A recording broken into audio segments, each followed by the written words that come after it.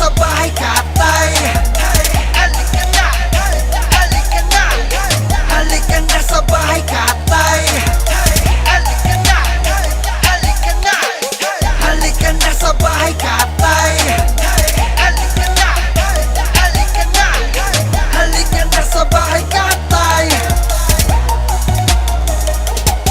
Yo! Bago natin ipakilala ang pang-siyam na kalahok para sa rap song competition ng Bahay Katay Giniling Festival Part 4 aka Basakan ng Bungo. Aking mong hiningi, walakas na balakbangan at sigawan ng Bahay Katay! Yeah! Salamat sa mga gising pa. Salamat pala Skybar sa Bahay Katay family, sa lahat ng bumili ng ticket at mga MC'ng nagpagod ngayong gabi. At sa mga sponsor natin, Unique Clothing, Ugitila Clothing, Stage Hill Clothing, Sniso Clothing at Rap and Roll, Pipap Clothing, Tag Burgers, Canada Shits. Okay, sa aking kaliwa, merong MC, magpakilala ka. Shireen MP Harmony, shoutouts nga pala ala Simon na hindi nakapunta. Salamat sa iyo Hip Hop Clothing para sa mga damit na binibigay niyo sa amin. Yun lang po. BJ Prowell Beats. Ayos, okay. Mukhang ready na siya. Mga judges, ready na rin. DJ Marlon, play na natin yan. Yo, binabati ko lahat ng fuckboy dito ngayon sa Bahay Katay!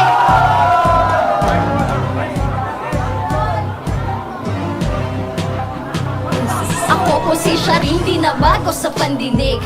Bulong-bulungan lagi ang pangalan ko sa net. Na ako daw ay pawok dahil sa dami ng kabit. Pera ko ay libo-libo, mamatay ka sa inggit. Kung usapang pasarapan, di kailangan magyabang. Boyfriend mo pa simple lang, sa akin ay natitigang. Dila ko ay matabil, pag nakaaway ay iba.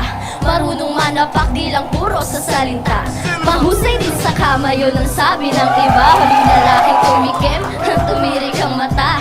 Di ako bayaran pero mapapabayad ka. Sa'yo akong bahala, patayo o pahiga. Malamang sa malamang kalimutan mong taken ka. Sa oras na madali ka ng titig na malagkit. Pasarita, ibang klase ang dating. Sa pormahan magaling, talagang nakakaakit ang pangalan ko Shireen.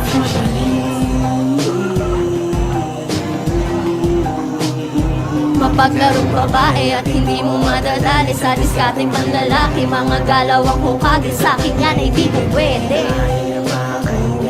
Makaganti sa dinulot ng nakaraan. Mga taong nanakit at naging dahilan kung bakit ang dating Shireen ay binalog ang kalan. Sa mga mamahal, hindi na ko sa'kin yan. Marami akong kalandian pero di na pagpilahan. Pili lang ang lalaking pwede kong makatabi.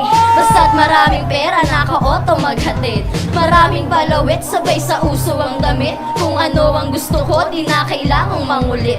Susuka ka ng pera kung gusto mong ma-date. Di ako yung babaeng madali mong matitake.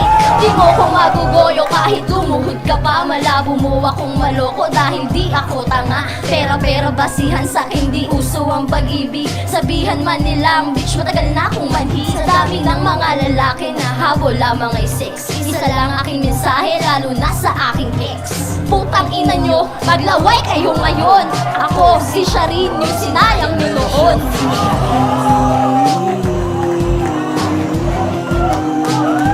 Mapaglarong babae at hindi mo madadali sa diskarteng panlalaki. Mga galaw ang hukagin sa'kin yan ay di pwede.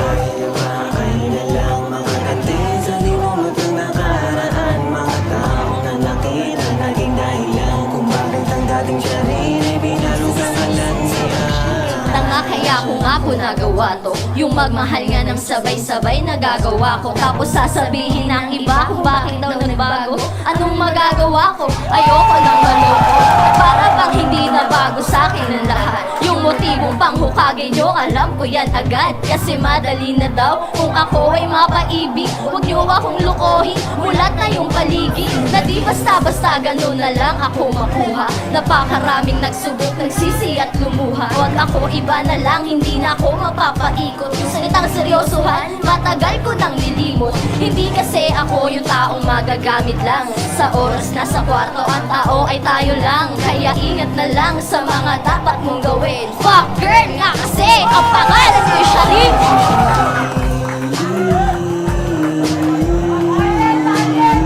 Mapaglarong babae at hindi mo madadali sa diskarteng panlalaki. Mga galaw ako ka, sa'kin yan ay di mo pwede.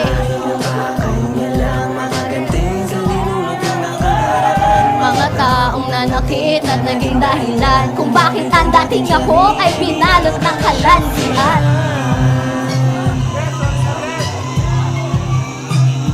Mapaglarong babae at hindi mo madadali sa diskating panlalaki. Mga galaw ang hukage sa akin yan ay di mo pwede. Mga taong nanakit at naging dahilan kung bakit ang dating ako ay binalot. Maraming salamat po.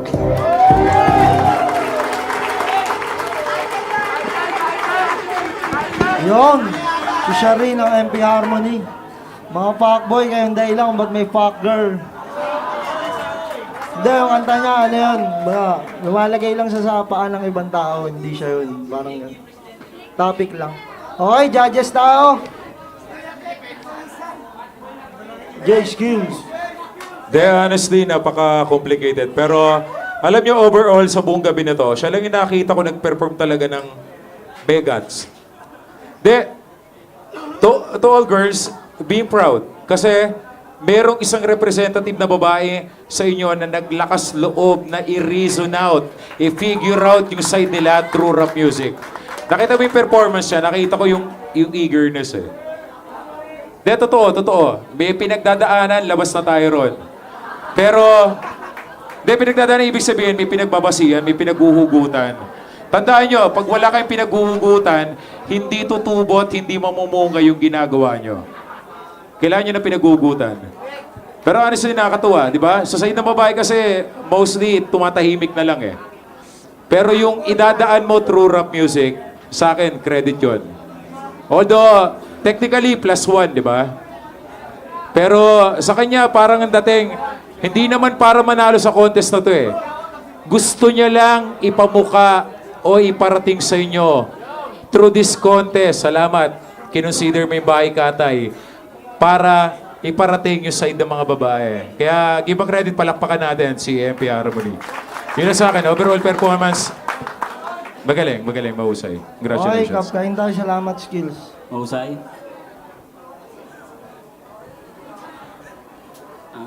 Una, saludo kasi nag-iisang babae, FMC, no? Saludo sa iyo, Kap. Mahirap, may komplikado nga.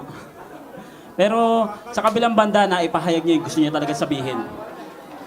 So bilang, syempre, lahat naman pwede sa hip-hop. Patunayan mo lang, pagsikapan mo lang, nakarapat-dapat ka. Na isang, tuloy mo lang, sis. Salamat, Gab Kain. Flick G tayo. Ayan, una ko napansin yung... napansin. Kinakabahan ako sa inyo eh. Kasi kanina, tinira niya ako sa kanta. Di ba? Yung confident niya, mataas yung confident niya. Magaling siya kumawak ng mic. Magaling siya maglaro ng mga nota. Hindi. Hindi lahat naman tayo, musikero, di ba? Alam niyo naman sinasabi ko eh. Tsaka yung punchline ng kanta niya, di ba? Accurate sa mga fuckboy dito. Sino ba mga fuckboy dito? Taas yung kamay niyo. Tsaka yung bilib ako sa lakas ng loob niya na isiwalat yung kagaguhan ng mga lalaki. Ayan. Tsaka, ayun, kung hindi ako nagkakamali, siya lang yata yung kauna-unang solo na babae sa Bahay Katay, no? Oo, na yun. Ayan, overall, entertaining, maganda, pinakinggan ng lahat ng audience, okay sa akin. Yun nga lang, medyo sana next time, -1 sana, para mas malinaw. Ayun. Okay, salamat mga judges. Salamat, Shari. Halika na sa Bahay Katay.